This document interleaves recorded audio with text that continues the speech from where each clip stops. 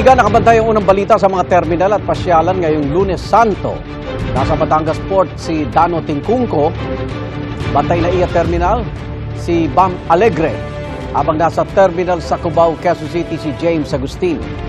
At nasa Cebu, ang kasama natin si Susan Enriquez.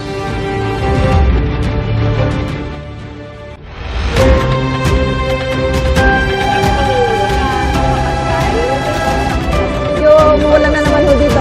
Unang balita.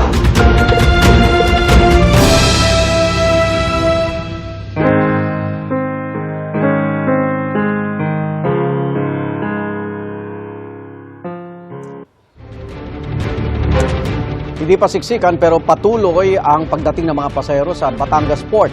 Ayon sa pamunuan ng Pantalan, mas maaga bumabiyahe ang mga pasahero ngayong kumpara noong Semana Santa ng nakaraang taon. Live mula sa Batangas Port, may unang balita si Dano Tingkungko. Dano!